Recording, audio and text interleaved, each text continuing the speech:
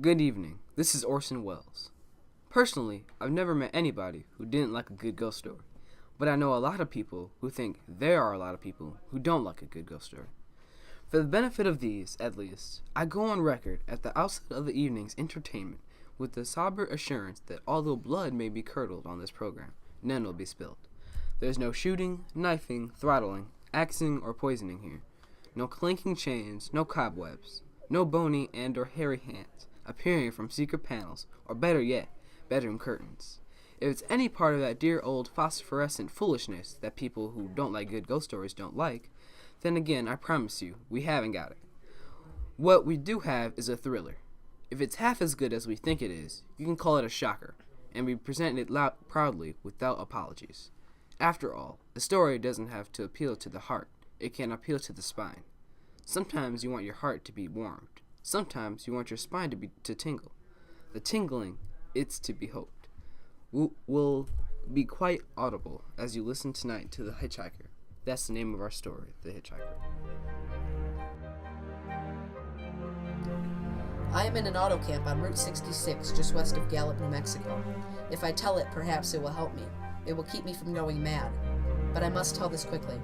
I am not mad now. I feel perfectly well, except that I am running a slight temperature. My name is Ronald Adams. I am 36 years of age, unmarried, tall, dark with a black mustache. I drive a 1940 Ford V8, license number 6V7989. I was born in Brooklyn. All this I know.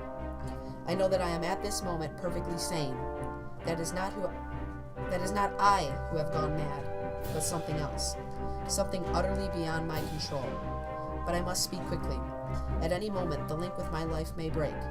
This may be the last thing I ever tell on Earth, the last night I ever see the stars. 6 days ago, I left Brooklyn to drive to California. Goodbye, son. Good luck to you, my boy. Goodbye, Mother. Here, give me a kiss, and then I'll go. I'll come out with you to the car. No, it's raining. Stay here at the door. Hey, what is this? Tears? I thought you promised me you wouldn't cry. I know, dear. I'm sorry, but I do hate to see you go. I'll be back. I'll be on the coast only 3 months. Oh, it isn't that. It's just the trip, Ronald. I wish you weren't driving. Oh, Mother, there you go again. People do it every day. I know, but you'll be careful, won't you? Promise me you'll be extra careful. Don't fall asleep, or drive fast, or pick up any strangers on the road. Lord, no. You'd think I was still 17 to hear you talk. And wire me as soon as you get to Hollywood. Won't you, son? Of course I will. Now don't you worry. There isn't anything going to happen. It's just 8 days of perfectly simple driving on smooth, decent, civilized roads, with a hot dog or a hamburger stand every 10 miles. I was in excellent spirits. The drive ahead of me, even the loneliest, seemed like a lark, but I reckoned without him. Crossing Brooklyn Bridge that morning in the rain, I saw a man leaning against the cables. He seemed to be waiting for a lift. There were spots of fresh rain on his shoulders. He was carrying a cheap overnight bag in one hand. He was thin, nondescript, with a cap pulled down over his eyes. He stepped off the walk, and if I hadn't swerved, I'd hit him. I would have forgotten him completely, except that just an hour later, while crossing the Pulaski Skyway over the Jersey Flats, I saw him again. At least, he looked like the same person. He was standing now, with one thumb pointing west. I couldn't figure out how he got in there. But I thought probably one of those fast trucks had picked him up, beaten me to the Skyway, and let him off. I didn't stop for him. Then, late that night, I saw him again. It was on the new Pennsylvania Turnpike, between Harrisburg and Pittsburgh. It's 265 miles long with a very high speed limit. I was just slowing down for one of the tunnels when I saw him, standing under an arc light by the side of the road. I could see him quite distinctly, the bag, the cap, even the spots of fresh rain spattered over his shoulders. He hailed at me this time. Hello. Hello. I stepped on the gas like a shot. That's lonely country through the Alleghenies, and I had no intention of stopping. Besides, the coincidence, or whatever it was, gave me the willies. I stopped at the next gas station. Yes, sir. Fill her up. Certainly, sir. Check your oil, sir. No thanks. Nice night, isn't it? Yes. It hasn't been raining here recently, has it? Not a drop of rain all week. I suppose that hasn't done your business any harm. Oh, people drive through here all kinds of weather, mostly business, you know. There aren't many pleasure cars out on the turnpike this season of the year. I suppose not. What about hitchhikers? Hitchhikers here? What's the matter? Don't you ever see any? Not much. If we did, it'd be a sight for sore eyes. Why? A guy'd be a fool who started out to hitch rides on this road. Look at it. It's 265 miles long. There's practically no speed limit, and it's straight away. Now what car is going to stop to pick up a guy under these conditions? Would you stop? No. Then you've never seen anybody? Nope. Maybe they get the lift before the toll house, but then it'd be a mighty long ride. Most cars wouldn't want to pick up a guy for that long a ride, and you know this is pretty lonesome country here. Mountains and woods. You ain't seen nobody like that, have you? No. Oh, no, not at all. It was just a technical question. I see. Well, that'll just be $1.49 with the tax. The thing gradually passed from my mind, a sheer coincidence. I had a good night's sleep in Pittsburgh. I did not think about the man all next day. Until just outside of Zanesville, Ohio, I saw him again. It was a bright, sunshiny afternoon. The peaceful Ohio fields, brown with the autumn stubble, lay dreaming in the golden light. I was driving slowly, drinking it in, when the road suddenly ended in a detour. In front of the barrier, he was standing. Let me explain about his appearance before I go on. I repeat, there was nothing sinister about him. He was as drab as a mud fence, nor was his attitude menacing. He merely stood there, waiting, almost drooping a little, the cheap overnight bag in his hand. He looked as though he had been waiting there for hours. Then he looked up. He hailed me. He started to walk forward. Hello. I had stopped the car, of course, for the detour, and for a few moments I couldn't seem to find the new road. I knew he must be thinking that I had stopped for him. Hello.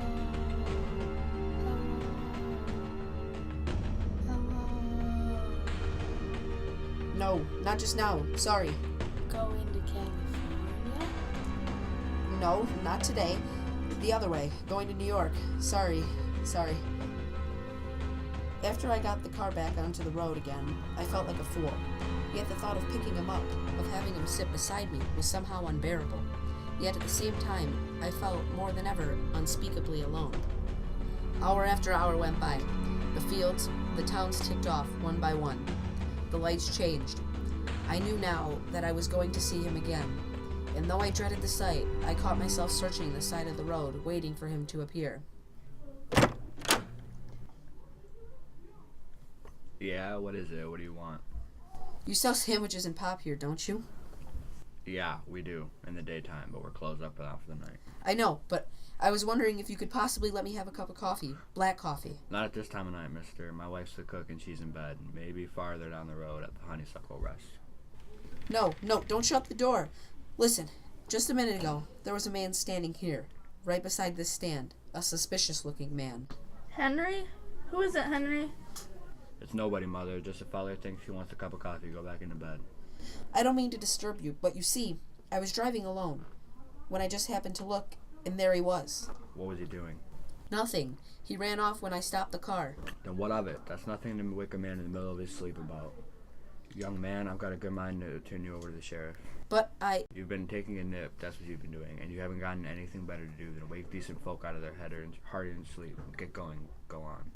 But he looked as though he were going to rob you. I ain't got nothing in the stand to lose. Now on your way before I call out Sheriff Oakes. I got into the car again and drove on slowly. I was beginning to hate the car. If I could have found a place to stop, to rest a little. But I was in the Ozark Mountains of Missouri now. The few resort places there were closed. Only an occasional log cabin, seemingly deserted, broke the monotony of the wild wooded landscape. I had seen him at that roadside stand. I knew I would see him again, perhaps at the next turn of the road. I knew that when I saw him next, I would run him down. But I did not see him again until late next afternoon. I had stopped the car at a sleepy little junction just across the border into Oklahoma to let a train pass by when he appeared, across the tracks, leaning against a telephone pole. It was a perfectly airless, dry day. The red clay of Oklahoma was baking under the southwestern sun. Yet there were spots of fresh rain on his shoulders. I couldn't stand that. Without thinking, blindly, I started the car across the tracks. He didn't even look up at me. He was staring at the ground. I stepped on the gas hard, veering the wheel sharply toward him. I could hear the train in the distance now, but I didn't care. Then something went wrong with the car. It stalled right on the tracks. The train was coming closer. I could hear its bell ringing and the cry of its whistle. Still, he stood there, and now I knew that he was beckoning me to my death. Well, I frustrated him that time. The starter had worked at last. I managed to back up, but when the train passed, he was gone. I was all alone in the hot, dry afternoon. After that, I knew I had to do something. I didn't know who this man was or what he wanted of me. I only knew that from now on, I must not let myself be alone or on the road for one moment. Hello there. Like a ride? What do you think? How far are you going? Amarillo. I'll take you to Amarillo. Amarillo, Texas? I'll drive you there. Gee. Mind if I take my shoes off? My dogs are killing me. Go right ahead. Gee, what a break this is. A swell car, a decent guy, and driving all the way to Amarillo. All I've been getting so far is trucks. Hitchhike much? Sure, only it's tough sometimes in these great open spaces to get the brakes. I should think it would be. Though I'll bet if you get a good pickup in a fast car, you can get to places faster than, say, another person in another car. I don't get you. Well, take me, for instance. Suppose I'm driving across the country, say at a nice steady clip of about 45 miles an hour. Couldn't a girl like you, just standing beside the road waiting for lifts, beat me to town after town, provided she got picked up every time in a car doing from 65 to 70 miles an hour? I don't know. Maybe she could. Maybe she couldn't. What difference does it make? Oh, no difference. It's just a crazy idea I had sitting here in the car. Imagine spending your time in a swell car thinking of things like that. What would you do instead? What would I do? If I was a good-looking fellow like yourself, why, I'd just enjoy myself every minute of the time. I'd sit back and relax, and if I saw a good-looking girl along the side of the road, hey, look out! Did you see him too? See who? That man, standing beside the barbed wire fence. I didn't see anybody. There wasn't nothing but a bunch of steers in the barbed wire fence. What did you think you was doing? Trying to run into the barbed wire fence? There was a man there, I tell you. A thin, gray man with an overnight bag in his hand. And I was trying to run him down. Run him down? You mean kill him? He's a sort of phantom. I'm trying to get rid of him or else prove that he's real. But you say you didn't see him back there? You're sure? I didn't see a soul, and as far as I'm concerned, mister... Watch for him the next time, then. Keep watching. Keep your eyes peeled on the road. He'll turn up again. Maybe any minute now. There! Look, there! I just see store work. I'm getting out of here. Did you see him that time? No, I didn't see him that time. And personally, mister, I didn't expect never to see him. All I want to do is to go on living, and I don't see how I will very long driving with you. I'm sorry. I don't know what came over me. Please, don't go. So if you'll excuse me, mister. You can't go. Listen, how would you like to go to California? I'll drive you to California. Seeing pink elephants all the way? No thanks. I could get you a job there. You wouldn't have to be a waitress. I have friends there. My name's Ronald Adams. You can check up. Thanks just the same. Listen, please, for just 1 minute. Maybe you think I'm half cracked, but this man, you see, I've been seeing this man all the way across the country. He's been following me. And if you could only help me, stay with me until I reach the coast. You know what I think you need, a big boy? Not a girlfriend, just a good dose of sleep. There, I got it now. No, you can't go. Leave your hands off of me. Do you hear? Leave your... Come back here, please, come back. She ran from me as though I were a monster. A few minutes later, I saw a passing truck pick her up. I knew then that I was utterly alone. I was in the heart of the great Texas prairies. There wasn't a car on the road after the truck went by. I tried to figure out what to do, how to get hold of myself, if I could find a place to rest, or even if I could sleep right here in the car for a few hours, along the side of the road. I was getting my winter overcoat out of the back seat to use as a blanket when I saw him coming toward me, emerging from the herd of moving steer. Hello. I didn't wait for him to come any closer. Perhaps I should have spoken to him then, fought it out then and there. For now, he began to be everywhere, whenever I stopped, even for a moment. For gas, for oil, for a drink of pop, a cup of coffee, a sandwich, he was there. I saw him standing outside the auto camp in Amarillo the night when I dared to slow down. He was sitting near the drinking fountain in a little camping spot just inside the border of New Mexico. He was waiting for me outside the Navajo reservation where I stopped to check my tires. I saw him in Albuquerque where I bought 12 gallons of gas. I was afraid now, afraid to stop. I began to drive faster and faster. I was in lunar landscape now, the great arid mesa country of New Mexico. I drove through it with the indifference of a fly crawling over the face of the moon. But now he didn't even wait for me to stop, unless I drove at 85 miles an hour over those endless roads. He waited for me at every other mile.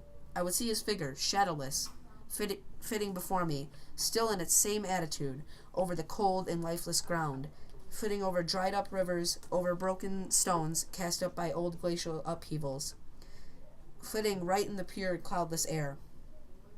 I was beside myself when I finally reached Gallup, New Mexico this morning. There is an auto camp here, cold and almost deserted at this time of year. I went inside and asked if there was a telephone. I had the feeling that only if I could speak to someone familiar, someone that I loved, I could pull myself together. Number, please. Long distance. This is long distance. I'd like to put in a call to my home in Brooklyn, New York. I'm Ronald Adams. The number is Beechwood 20828. Thank you. What is your number? 312.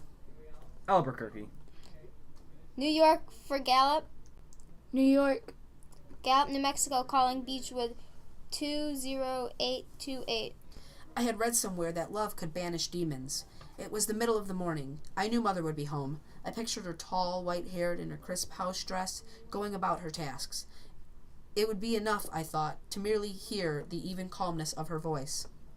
Will you please deposit $3.85 for the first 3 minutes? When you have deposited $1.50, will you wait until I have collected the money?